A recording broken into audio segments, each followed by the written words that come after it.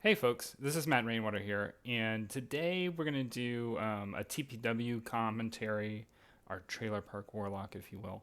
We're going to do a Trailer Park Warlock commentary for episode 1. So, my plan is every week we're going to do the newest episode, and then I'll start going through the old episodes. So, I'm going to start with season 1, episode 1, and here we go. So, just to start off, the first season of Trailer Park Warlock was made well before it was ever put up on Webtoon. I want to say it was about a year before it was ever put up on Webtoon. I had actually developed Trailer Park Warlock as an idea when I was a what do they call them? An intern at Periscope Studio. It was a comic studio in Portland, Oregon. It's now called Helioscope Studio for reasons having to do with Twitter releasing the Periscope app, and they want to, remain relevant, remain easy to find on search engines. So anyway, that is a little bit of backstory for how it started. And I originally started Trailer Park Warlock as 16-page comics, and I would just publish them on my own sites. I know I've published probably the first episode on the site for Garage Raja, which was a comic book that I was working on at the time with my friend Austin Price. And Garage Raja ran for years, and we eventually had to put it aside. But anyway, Trailer Park Warlock came about, and so that's a little bit of its origin story. And I might have a little bit more as we go through this episode. So we open on the skies. The color palettes are the art in general is very different in this early season. Smack. Smack. Oh, I don't feel like that. That pentagram symbol, now looking back now, doesn't quite. I don't know. It doesn't seem like it rests perfectly on that paper, but that's okay. Hey Jake, you got a client here. Better be important. This is my stamp time. I haven't. Jake needs to have some stamp time in a future episode because he hasn't used the stamp too much lately. Smack. Sir, I think something's wrong with my husband. He's changed. Not a private eye, ma'am. No, I mean he's transformed. That's a little more my language. Somebody noted that in these early seasons, Jake is kind of more of a kind of has more of an action hero vibe, and I could definitely see it. His character's changed a little bit as we've gone on because I've made him, well, even in this season he becomes sillier, doesn't he? How long's he been like this? A little under 2 days. Was there any milky discharge? No. Just what you see there. I like this panel. This panel's funny. Hell of a thing, ma'am. Jake and the Echomancer.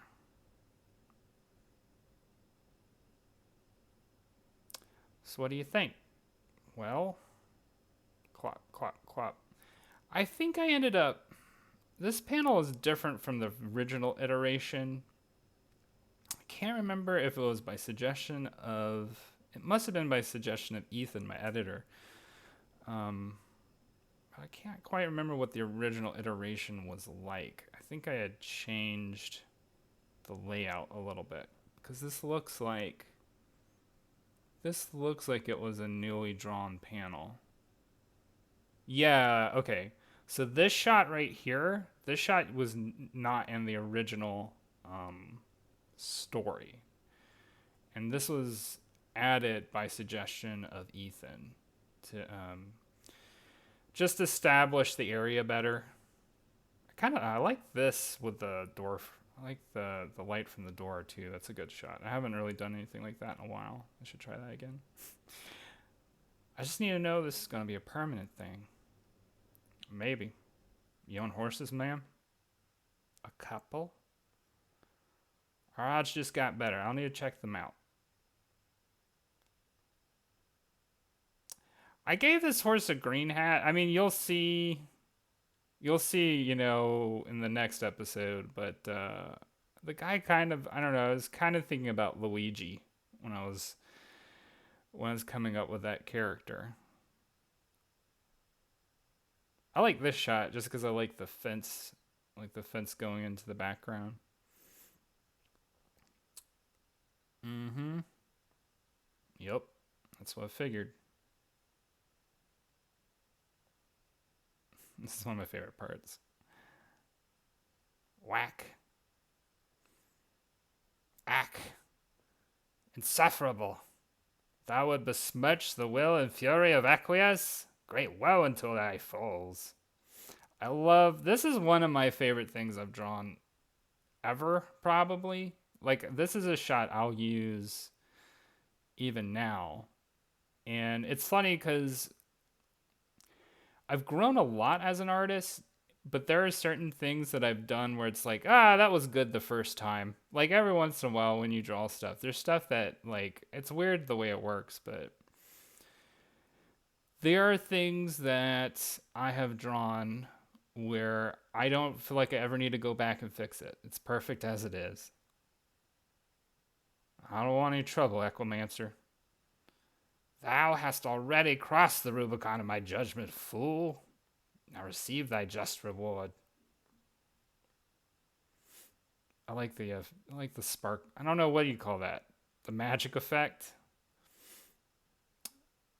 So here's another thing I'm thinking while I'm reading this. I'm glad I'm rereading this story because it's kind of giving me some ideas of how I'm going to approach things going forward in the future, because there are things I used in the past that I don't use now, and I'd like to go back to them because, like this Kirby Crackle stuff, I love that. It's great. Holy. No more holier than the ground thou shalt chew. Hoof. Mr. J? Stay back, ma'am. This is beyond your reckoning. Beyond even thine, wretch. Sure, maybe a couple parts. Ugh. Crack, crick, here and there. But I get by. How? Thou must be some manner of... That's right, you're dealing with a warlock.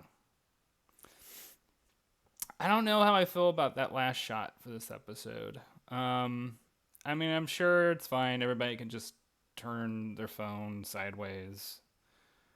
I mean, it is what it is. It works all right. I just think that it works better on a comic page. That's my only thing. And then there's the I don't know what to call that. It's like Jake's personal sigil or whatever.